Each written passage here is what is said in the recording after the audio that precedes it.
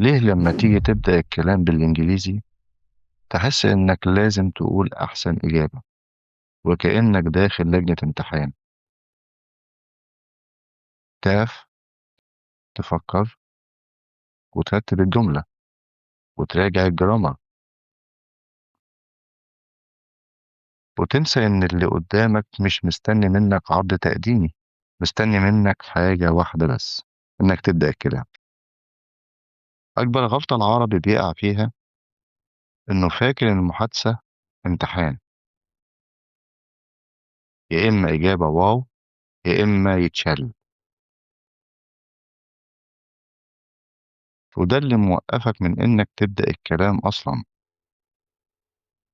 خليني أقولك الحقيقة، الأجانب مش عايزين إجابة مثالية، ومش فارق معاهم إنجليزيتك قوية ولا لأ. هو سأل علشان ياخد إجابة واضحة سريعة وخلاص. عشان كده الحل بسيط جدا: ابدأ الكلام. يعني إيه؟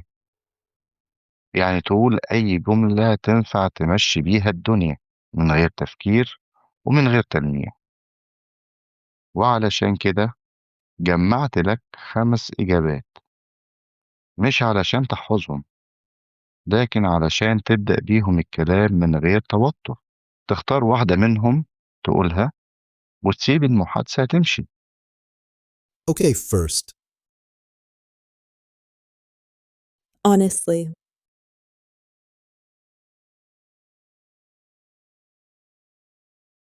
Well, I'll keep it simple.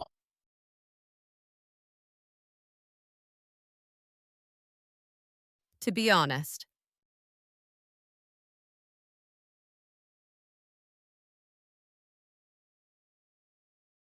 From my point of view.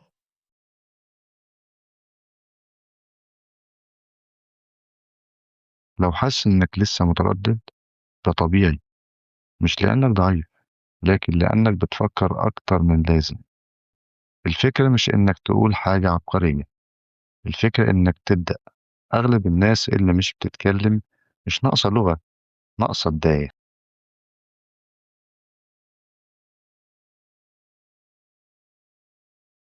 أكتر 3 حاجات بتوقفك: إنك مستني الجملة المثالية، إنك عايز تبان جامد، وإنك خايف تغلط.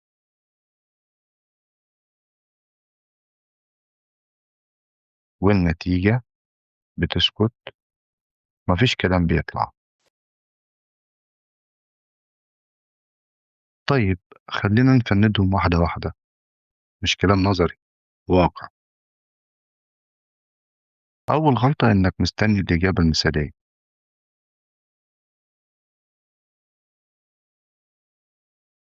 بس خليك واخد بالك، مفيش حد في القعدة دي كان مستني جملة عبقرية. هو فكر، اه، بس بدأ والكلام اشتغل لوحده. تاني غلطة إنك عاوز تبان جامد. بس ركز، مفيش تمثيل، مفيش استعراض، ولا حد هنا بيحاول يثبت حاجة. هي بتتكلم عادي، وعشان كده كلامها واصل.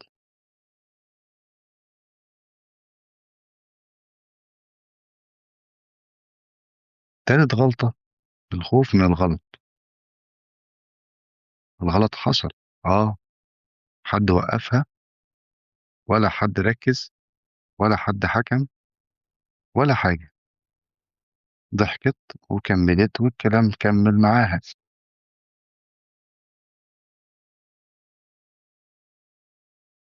فالتلاتة دول مش مشاكل حقيقية، دي أعذار بنقنع بيها نفسنا علشان ما نبدأش.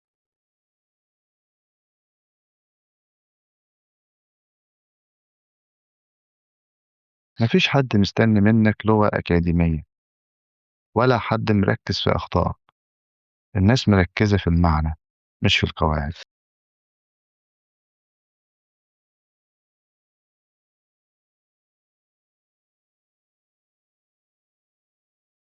خليك فاهم حاجة: المتحدث الأصلي مش داخل المحادثة علشان يقيمك، هو داخل يسمع فكرة مش جملة نموذجية.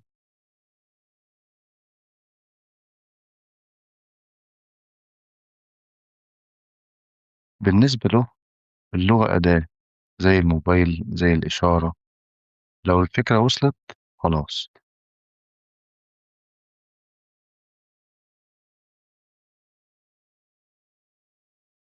أنت سامع الغلطة بس هو مش سامعها، أنت شايف اللخبطة بس هو شايف المعنى.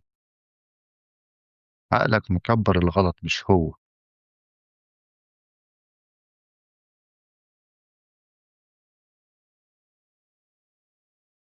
بالنسبة له ده مش أول واحد لغته مش كاملة ولا عاشر، ده الطبيعي.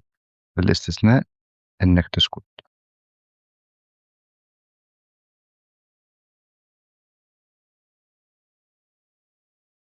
المحادثة عندهم مش عرض لغة، المحادثة تفاهم.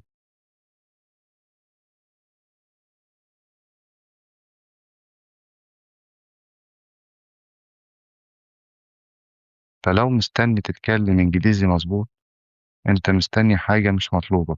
المطلوب بس إنك توصل المعنى. مش مطلوب منك تبقى جامد،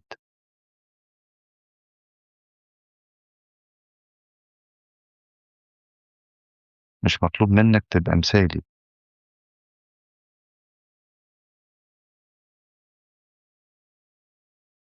مطلوب منك حاجة واحدة بس، إنك تبدأ الكلام.